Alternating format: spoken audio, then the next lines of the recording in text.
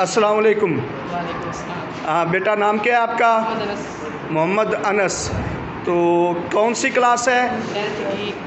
کون سا اسکول ہے؟ Government model high school Depal پور۔ تو government model high school Depal پور۔ تو آپ کس سبجیکٹ کی ایکٹیویٹی بنا کے لائے ہیں؟ میں ترجمہ القرآن کے صورتوں کے فضائل۔ صورتوں کے فضائل، شاباش۔ تو ہمیں سمجھائیے کیا فضائل ہیں، شاباش۔ 1 منٹ یہ ذرا دیکھیے ناظرین، یہ کیا فضائل ہیں۔ بچہ جو ہے صورتوں کے فضائل لکھ کر لایا، ایکٹیویٹی کر کے ہے، ماشاءاللہ کیا کام کیا ہے بچے نے۔ جی چلیں جی، سمجھائیں ہمیں اب۔ یہ سورۃ الانعام ہے جی۔ سورۃ الانعام قرآن مجید کی ابتدائی 7 صورتوں میں سے ہے، جن کے بارے میں نبی کریم صلی اللہ علیہ وسلم نے ارشاد فرمایا کہ جس نے ابتدائی 7 طویل صورتیں پا لی یا سیکھی وہ ایک بڑا عالم ہے۔ سورۃ الاعراف۔ حضرت محمد صلی اللہ علیہ وسلم بعض اوقات اپنی نمازوں میں اس سورت کی تلاوت فرماتے تھے۔ حضرت عائشہ صدیقہ رضی اللہ تعالیٰ عنہ سے روایت ہے کہ آپ صلی اللہ علیہ وسلم نے مغرب کی نماز میں سورۃ الاعراف پڑھی تو اسے 2 رکعتوں میں بانٹ دیا۔ سورۃ یونس۔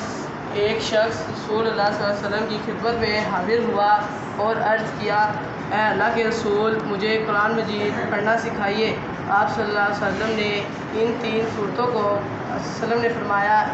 صورتوں کو پڑھو جن کے شروع میں الف لام را آئے۔ اس نے کہا، میں بوڑھا ہو چکا ہوں، میرا دل سخت اور زبان موٹی ہو گئی ہے، اس لیے اس قدر نہیں پڑھ سکتا۔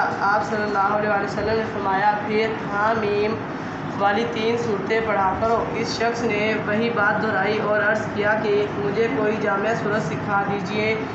رسول اللہ صلی اللہ علیہ وسلم نے اس کو سورۃ الزلزال سکھائی۔ جب آپ صلی اللہ علیہ وسلم اس سے فارغ ہوئے تو اس شخص نے کہا، اس ذات کی قسم کہ جس نے آپ کو رسول پر حق بنا کر بھیجا۔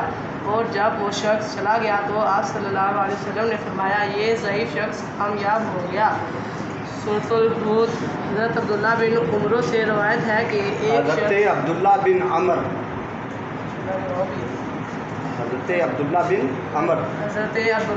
عمر سے روایت ہے کہ ایک شخص آپ صلی اللہ علیہ وسلم کے پاس آیا اور عرض کیا، اے اللہ کے رسول، مجھے قرآن پڑھائیے۔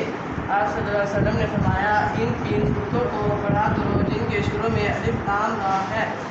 سورۃ الرعد۔ نبی کریم صلی اللہ علیہ وسلم نے فرمایا، فرشتے زمین پر آتے جاتے رہتے ہیں، اور کچھ فرشتے رات کے ہیں اور کچھ صبح کے، یہ سب فجر اور عصر کی نماز میں جمع ہو جاتے ہیں۔ سورۃ الابراہیم میں اہل ایمان کو قول ثابت کے ساتھ ثابت قدم رکھنے کا تذکرہ کیا ہے۔ قول ثابت سے مراد کلمہ طیبہ ہے، جیسے رسول صلی اللہ علیہ وسلم نے ارشاد فرمایا، مسلمان سے جب قبر میں سوال ہوگا تو وہ گواہی دے گا کہ اللہ کے سوا کوئی معبود نہیں، اور یہ کہ محمد صلی اللہ علیہ وآلہ وسلم اللہ کے رسول ہیں۔ اللہ کے ارشاد کا یہی مطلب ہے۔ سورۃ البنی اسرائیل۔ کون سا ارشاد؟ یثبت اللہ الذین آمنوا بالقول الثابت فی الحیاۃ الدنیا وفی الآخرہ کا یہی مطلب ہے۔ سورۃ البنی اسرائیل 3 صورتوں کو ایک شخص سورۃ الحجر۔ ایک شخص نبی کریم صلی اللہ علیہ وسلم کی خدمت میں حاضر ہوا اور عرض کیا، اے اللہ کے رسول، مجھے قرآن پڑھائیے۔ آپ صلی اللہ علیہ وسلم نے فرمایا، ان 3 صورتوں کو پڑھو جن کے شروع میں الف لام را ہے۔ سورۃ البنی اسرائیل۔ حضرت عائشہ صدیقہ رضی اللہ تعالیٰ عنہ فرماتی ہیں کہ نبی کریم صلی اللہ علیہ وسلم جب تک سورۃ البنی اسرائیل اور سورۃ الزمر پڑھ نہ لیتے سوتے نہ تھے۔ سورۃ الکہف۔ نبی کریم صلی اللہ علیہ وسلم نے فرمایا، جس نے سورۃ الکہف کی ابتدائی 10 آیات یاد کر لی، اسے دجال کے فتنہ سے محفوظ کر لیا گیا۔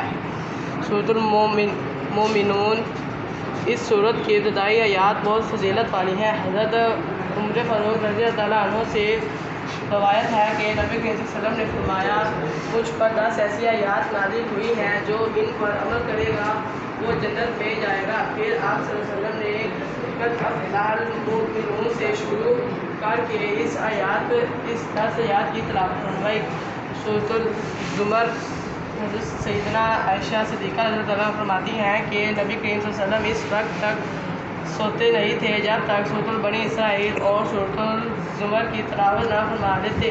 सूरतुल मोमिन इस सूरत की फजीलत के बारे में नबी करीम सल्लल्लाहु अलैहि वसल्लम ने फरमाया, जिस शख्स ने सुबह उठकर आयतुल कुर्सी और हामीम से लेकर इलैहिल मसीर तक तिलावत की, इसकी शाम तक हिफाजत की जाएगी, और जिसने इसको शाम में पढ़ा उसकी सुबह तक हिफाजत की जाएगी। शाबाश, माशाल्लाह माशाल्लाह, बड़ी बात है।